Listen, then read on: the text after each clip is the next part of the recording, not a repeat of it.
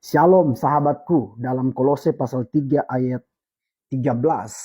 Sabarlah kamu seorang terhadap yang lain dan ampunilah seorang akan yang lain. Apabila yang seorang menaruh dendam terhadap yang lain, sama seperti Tuhan telah mengampuni kamu, kamu perbuat jugalah demikian. Jadi sangat jelas dalam firman Tuhan yang kita sudah dengar bahwa kita perlu mengampuni sesama kita meskipun mereka telah menyakiti hati kita, mereka telah membuat hati kita mungkin sakit, tetapi firman Tuhan hari ini sudah seharusnya dan semestinya kita harus mengampuni mereka. Sama seperti Tuhan yang telah mengampuni para sahabatku dan saya, demikian kita pun mengampuni mereka. Nah, para sahabatku, berbicara tentang pengampunan, saya teringat ada satu kisah di dalam Injil Matius pasal 18 ayat 23 dan seterusnya. Di sana Yesus berbicara tentang hal pengampunan dengan mengangkat satu cerita, ada seorang raja atau seorang tuan yang memiliki seorang hamba yang berhutang kepadanya 10.000 talenta. Lalu tuan atau raja ini menyuruh supaya ia beserta istri anaknya dijual untuk melunaskan hutang-hutangnya. Namun ketika hamba ini mendengar, dia datang kepada tuannya dan dia bersujud dan dia meminta belas kasihan. Alhasil sang tuan pun berbelas kasihan. Dan Alkitab mencatat bahwa sang tuan melunaskan atau membebaskan hambanya itu dari hutang yang cukup besar. Nilai hutang dari hamba tersebut itu adalah 10.000 talenta. Kita tahu bersama bahwa talenta atau satu talenta itu sama dengan 6.000 dinar. Berarti kalau 10.000 talenta itu sama dengan 60 juta dinar. Nah saudara, di dalam zaman Yesus, upah kerja satu hari itu sama dengan 1 dinar.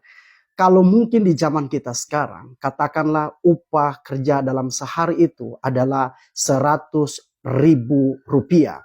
Kalau kita konversi 10.000 talenta atau sama dengan 60 juta dinar dikali dengan 100.000 yang adalah upah sehari kita bekerja, maka totalnya adalah 6.000 triliun.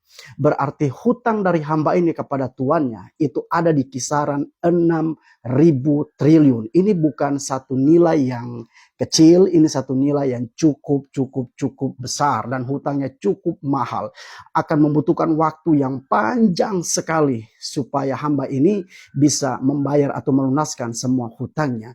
Namun apa yang terjadi saudara ketika sang hamba ini datang berlutut di hadapan tuannya, meminta belas kasihan tuannya, lalu tuannya itu melunaskan dan membebaskan hambanya itu dari hutang yang cukup mahal sekali, para sahabatku.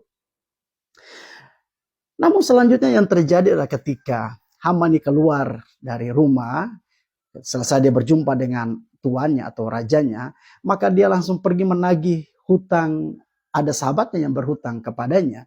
Dan tahukah sahabatku bahwa hutangnya itu hanya di kisaran 100 dinar. Kalau dikonversi ke rupiah, itu hanya di sekitar 10 juta rupiah. Bayangkan, hutangnya tadi itu 6.000 triliun, dilunaskan, dibebaskan oleh tuannya. Lalu ketika ada orang yang berhutang kepadanya hanya 10 juta rupiah, maka hamba ini dia tidak mau tahu. Bahkan firman Tuhan mencatat dia menangkap orang yang berhutang kepadanya, bahkan mencekik lehernya dan menyuruh menjebloskan ke dalam penjara. Ini sesuatu yang miris. Ini sesuatu yang mengerikan bahwa dia sudah dibebaskan tapi dia tidak membebaskan orang yang berhutang kepadanya. Lalu setelah Tuhan mendengar apa yang dilakukan oleh hambanya yang sudah dibebaskan atau hutang yang sudah dilunaskan, marahlah sang tuan. Pada akhirnya sang tuan atau raja memerintahkan dia untuk dijebloskan ke dalam penjara dan langsung diserahkan kepada para algojo. Para sahabatku, kisah ini menceritakan tentang pengampunan, bahwa sesungguhnya dosa kita, kejahatan kita begitu banyak.